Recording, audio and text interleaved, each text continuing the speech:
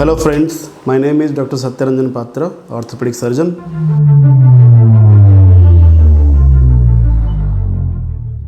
Osteoarthritis जो होता है वो है जो हड्डियों में और जोड़ों में दो प्रॉब्लम स्टार्ट होता है उम्र के हिसाब से। जैसे उम्र बढ़ जाए, जो एल्डरली पॉपुलेशन है, हमारे बुज़ुर्ग लोग हैं, उनके जोड़ों में जो रेगुलर आर्थराइटिस जो उम्र की वजह से शुरू हो जाता है उसको हम ऑस्टियोआर्थराइटिस कहते हैं। तो बेसिकली एक्सरे और एग्जामिनेशन से आपका डायग्नोसिस हो जाएगा कि ऑस्टियोआर्थराइटिस है। उसके बाद इलाज। नाउ पहले बहुत लोग ये जानना चाहेंगे कि हम घर में होते हुए क्या इलाज कर लेंगे इसका। जैसे अभी आप लॉकडाउन में हैं, घर में रहते हैं, बाहर आना जाना के लिए मना किया गया है इस सिचुएशन में, और हॉस्पिटल जाने से भी आपको एक्सपोजर का डर होता है, इसलिए आप आना नहीं चाहते हैं।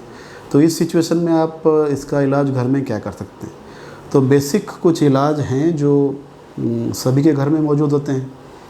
आप जैसे घर में हम कुछ ना कुछ सिकाई कर लेते हैं, तो कुछ लोगों को गर्म पानी का सिकाई अच्छा लगता है, कुछ लोगों को ठंडे पानी का सिकाई अच्छा लगा। आप खुद ही ट्राई करके देख लीजिए किस चीज़ में आपको ज़्यादा आराम आ रहा है।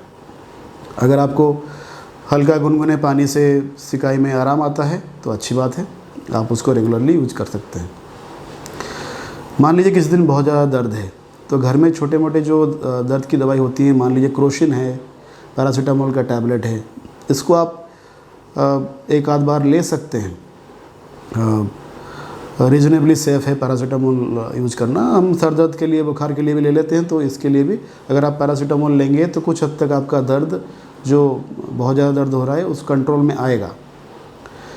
साथ में कई बार हमारे पास घर में स्प्रेज होते हैं, दर्द वाले स्प्रे होते हैं, वो यूज़ कर सकते हैं, उससे भी कुछ हद तक आराम आ जाता है।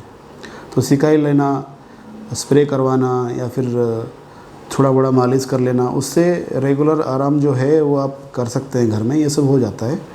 लेकिन अगर आपको लगे कि इससे कुछ फ़ायदा नहीं हो रहा है और आपको दिन में एक से ज़्यादा पैरासीटामोल के टैबलेट लेने का ज़रूरत पड़ रहा है दर्द के लिए, तब आप समझ लीजिए कि आपको डॉक्टर को दिखाना चाहिए।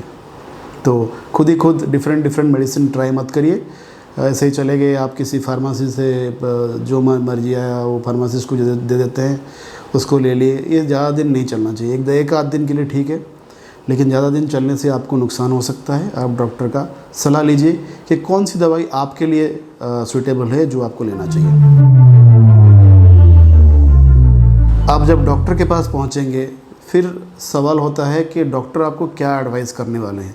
जो कुछ कॉमन एडवाइसेस होते हैं वो ये है, पहला चीज़, हमें अपने लाइफस्टाइल में चेंज करना पड़ेगा, जिसको हम लाइफस्टाइल चेंजेस कहते हैं।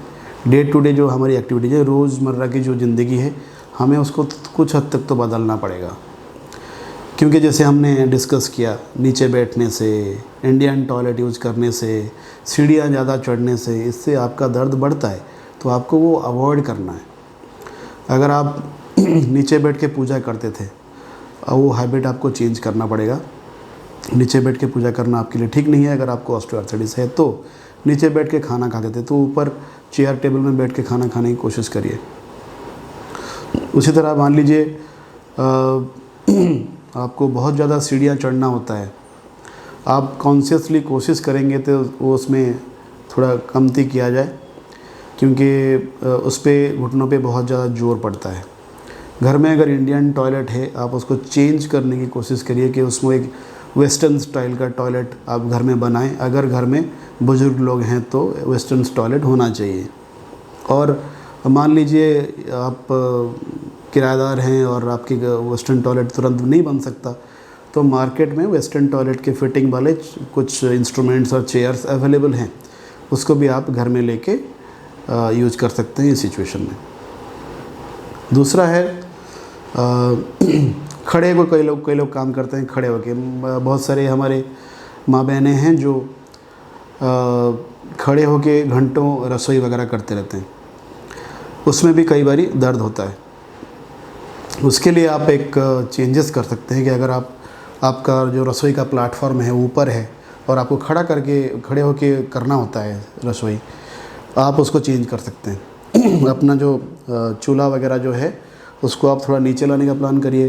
पूरा ऊंचे वाले प्लेटफॉर्म में रसोई मत करिए, नीचे वाले प्लेटफॉर्म में करिए, और सो दैट कि आप कोई चेयर या स्टूल लेके आप बैठ के उस पर रसोई वगैरह कर सकते हो। उस पर आपके घुटनों पर जो जोर है वो कम हो जाएगा और आपको आराम आएगा और दवाइयों की ज़रूरत भी कम पड़ेगी। ये एक कुछ चेंजेस हैं जो आप कर सकते हैं डे टू डे लाइफ में। दूसरा है दवाइयाँ।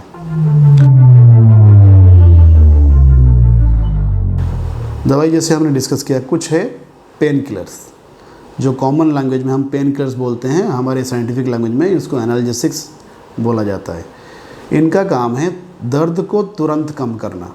कई बार ये आर्थराइटिस इतना पेनफुल होता है कि इंसान को 2 कदम भी चलना मुश्किल हो जाता है। उस सिचुएशन में हमें इस तरह के दवाइयाँ देना होता है एनाल्जेसिक, ताकि तुरंत इसको कुछ कंट्रोल में लाया जाए। ये डॉक्टर के सलाह के हिसाब से ही आप लीजिए और मन मर्जी से मत लीजिए। दूसरा, कुछ ऐसे दवाई हैं जिनका काम है कि ये जो कार्टिलेज का डैमेज हो रहा था इसको इम्प्रूव करे, या फिर जिस रफ्तार से डैमेज हो रही है उसको कम करने की कोशिश करे।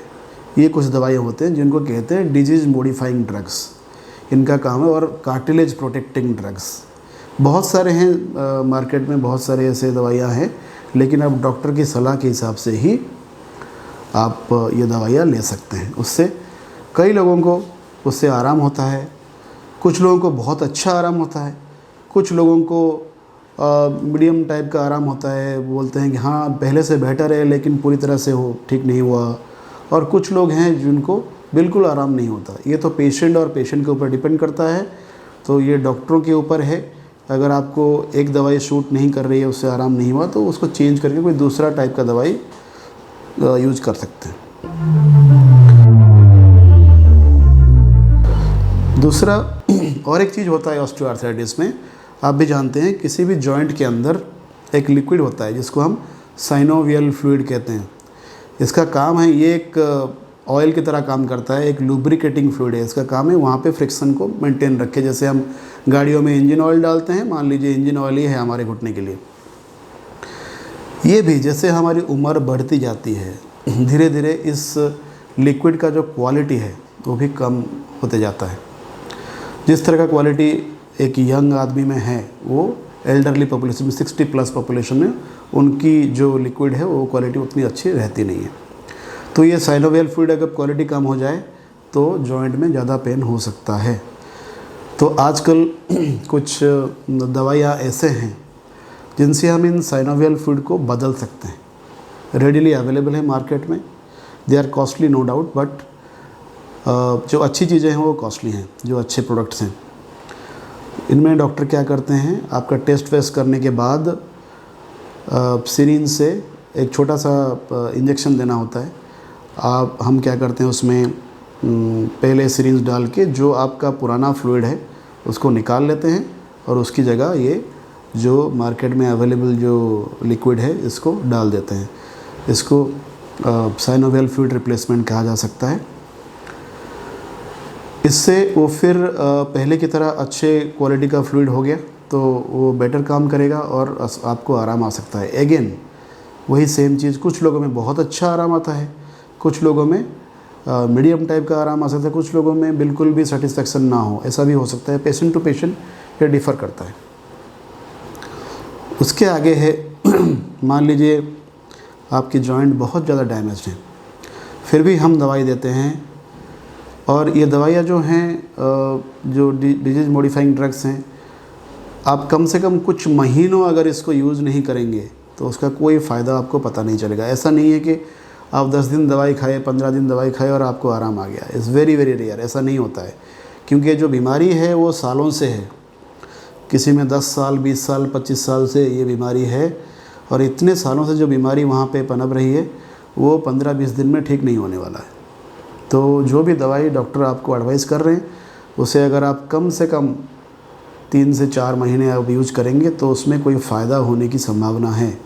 तो 10-15 दिन में कोई फ़ायदा नहीं होने वाला। आप बार बार दवाइयाँ चेंज मत करिए, डॉक्टर की बातों पर आप डिसीजन के ऊपर आप जाइए।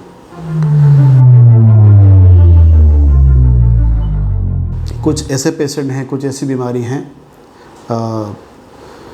जो कि इतना एडवांस्ड है कि घुटना पूरी तरह से बर्बाद हो गया है और एक्सरे में बहुत ख़राब एक्सरे आपका है और दवाई इतने सारे यूज कर लिए, आपने लिक्विड का इंजेक्शन भी दिलवा दिया, वो सब होने के बाद भी आपको बहुत ज़्यादा फ़र्क नहीं पड़ा।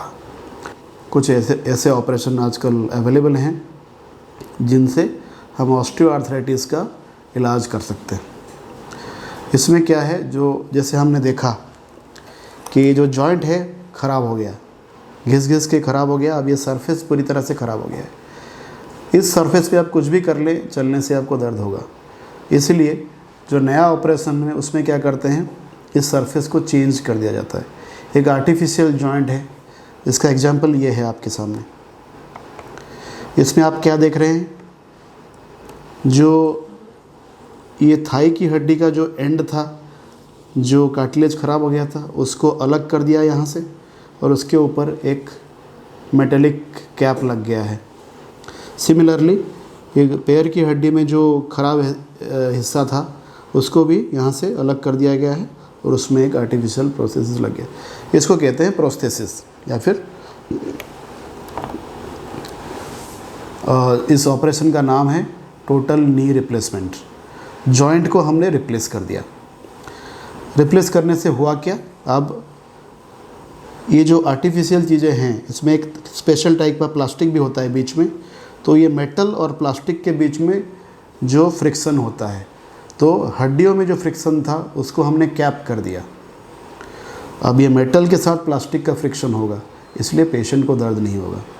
So the purpose of this surgery, जो लक्ष्य है इस सर्जरी का वो ये है कि इस फ्रिक्शन को बंद किया जाए ताकि पेशेंट को दर्द ना हो। ये रिप्लेसमेंट सर्जरी बहुत सक्सेसफुल है एडवांस्ड ऑस्टियोआर्थराइटिस के लिए। अर्ली ऑस्टियोआर्थराइटिस का ये ट्रीटमेंट नहीं है। अर्ली ऑस्टियोआर्थराइटिस में हम दवाई वगैरह से ट्रीटमेंट कर सकते हैं। जो एडवांस स्टेज है, अब उसमें आपको दवाई से आराम नहीं है, उस स्टेज में आप ये कर सकते हैं। और एक दूसरे टाइप का ऑपरेशन भी अवेलेबल है जिसमें अगर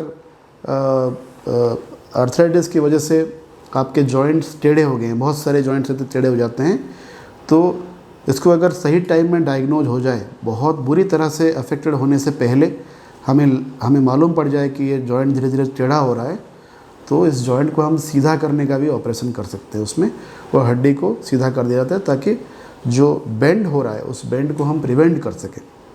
प्रिवेंट करने से ऑस्टियोआर्थराइटिस जितनी तेज़ी से आगे बढ़ रहा है उसको हम रोक सकते हैं। तो ये भी, जिसको हम ऑस्टियोटोमी कहते हैं, तो हड्डी को काट के उसको सीधा करना है, ये एक तरह का ऑपरेशन है, वो भी अवेलेबल है। तो मेरी आपसे यही एडवाइस रहेगी कि आप अपने जॉइंट्स का ख्याल रखें। आप डे टू डे एक्टिविटीज़ में आप चेंजेस करके आप जॉइंट्स को और ज़्यादा लॉन्ग लास्टिंग करवा सकते हैं। अगर ज़्यादा पेन हो रहा है तो डॉक्टर की सलाह लीजिए। सो फ्रेंड्स, आज के लिए इतना ही। हमने एक दूसरी तरह का आर्थराइटिस के बारे में डिस्कस किया और इसके इलाज के बारे में डिस्कस किया। आप रेगुलरली हमारे साथ जुड़े रहिए और हमारे वीडियोज़ आप देखते रहिए। इसमें और बहुत सारे ऑर्थोपेडिक्स रिलेटेड बीमारी के बारे में हम आगे डिस्कस करेंगे। और हमारे चैनल को सब्सक्राइब करिए और कोई भी आपको क्वेरी है आप हमें भेज सकते हैं, जिसका हम हमारे वीडियो के ज़रिए आपका ये सवाल का आंसर देना कोशिश करेंगे।